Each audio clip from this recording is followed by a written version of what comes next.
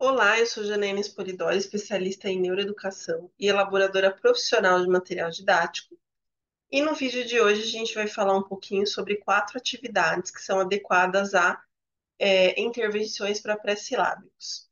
Quando nós falamos em intervenção, gente, não é passatempo, tá? Não vale você dar uma atividade qualquer para aquela hipótese de escrita. Tem que ser uma atividade que você, tendo definido a hipótese de escrita da criança, seja adequada a ela, porque senão não teremos aí resultados, né? Que é o que a gente tanto quer. Vou compartilhar a tela com vocês.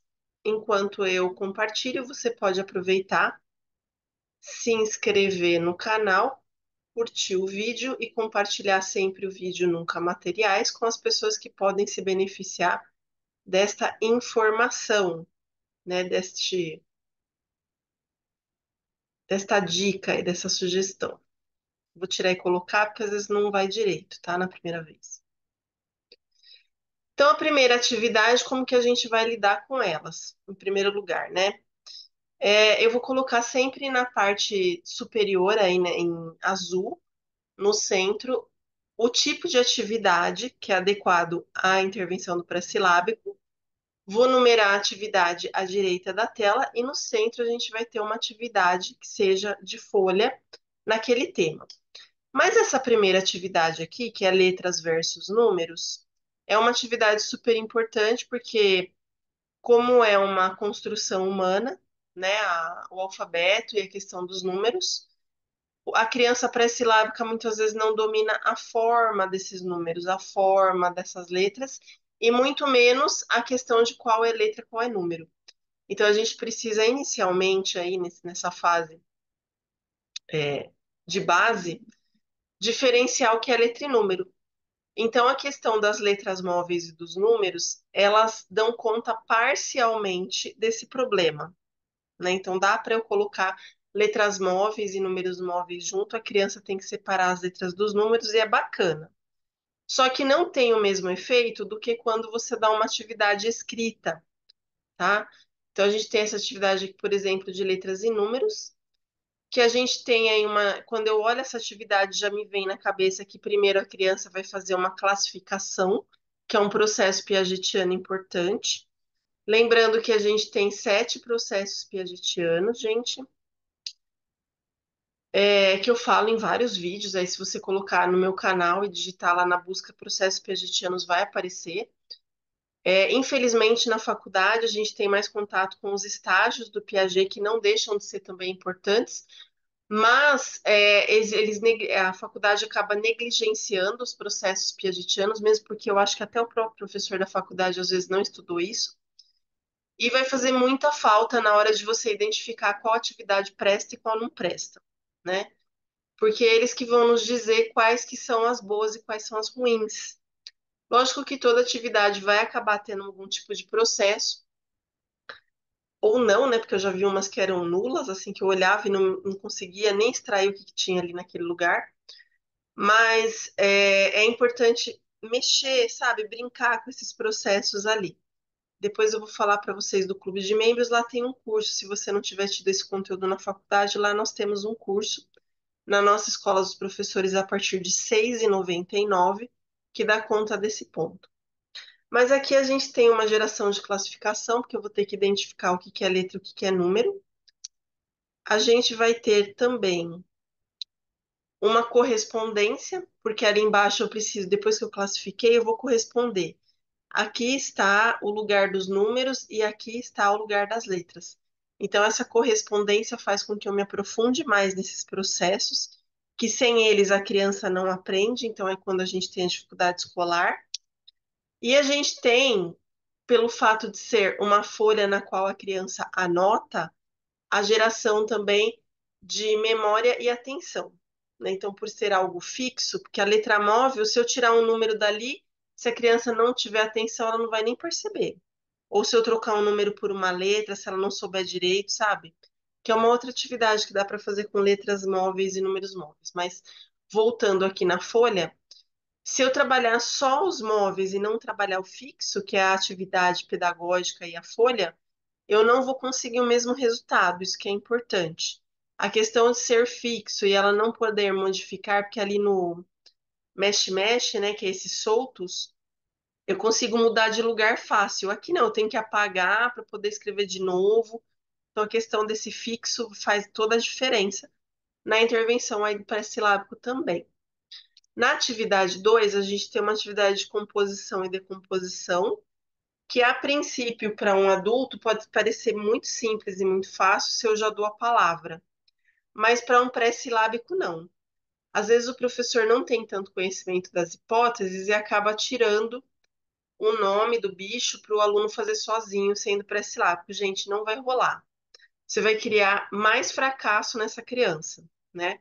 O pré-silábico, você não precisa se preocupar da atividade ser fácil demais desse jeito, porque ele não domina a forma da letra. Então, eu preciso que ele domine forma da letra, a ordem das letras, né?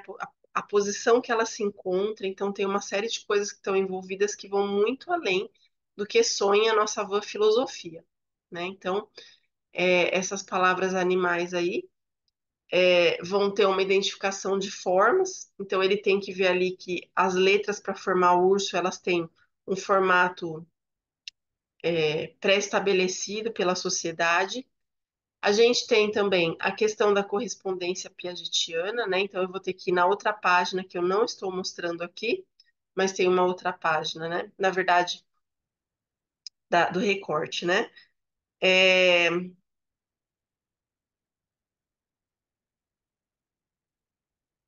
que eu vou recortar o nome da palavra colar, né? Não, copiar, depois que eu copio, desculpa.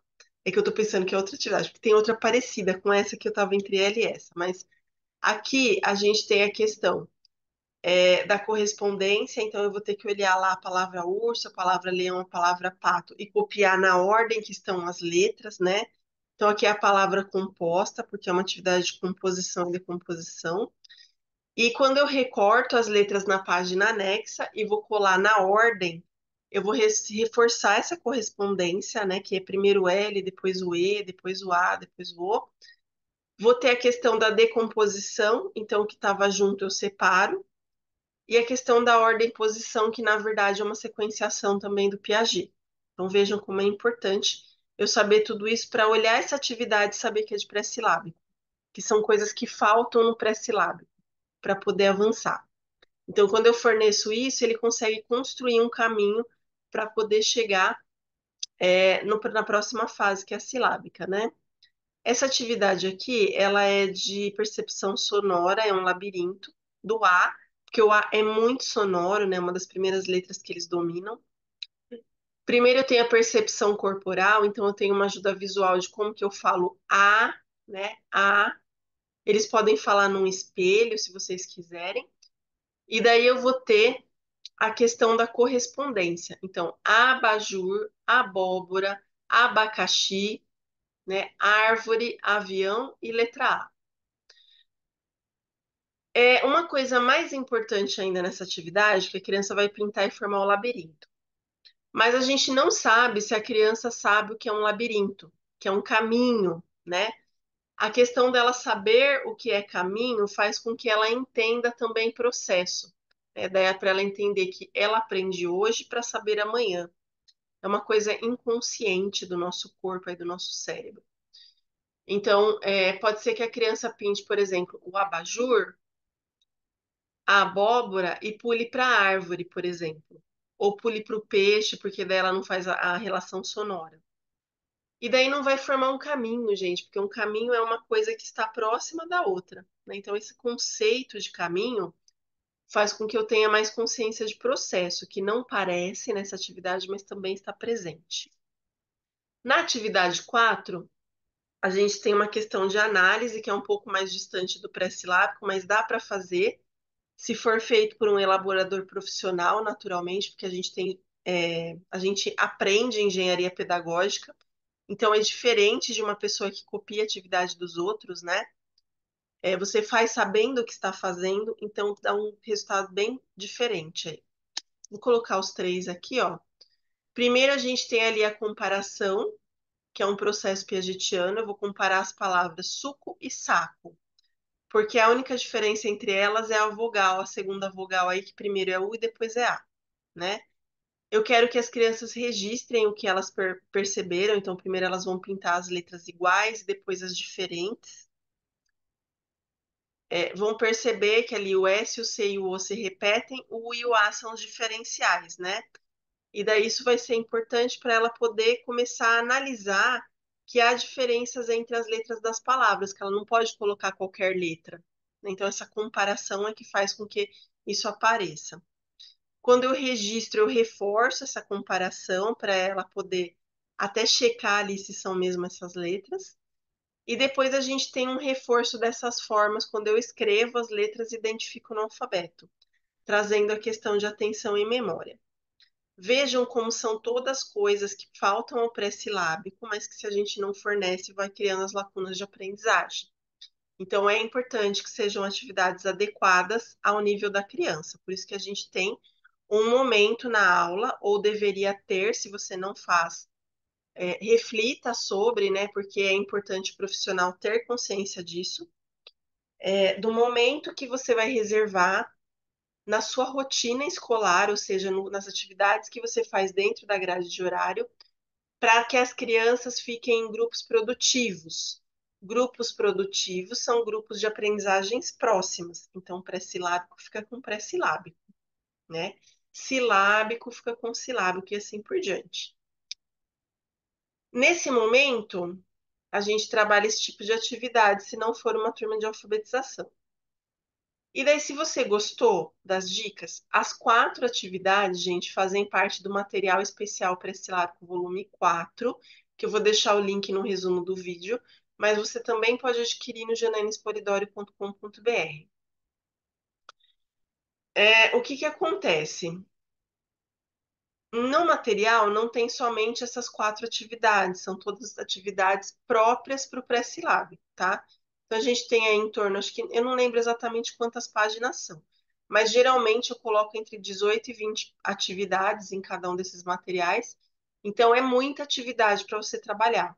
Se você trabalhar, por exemplo, 2 vezes por semana, 18 atividades, vai dar 9 semanas.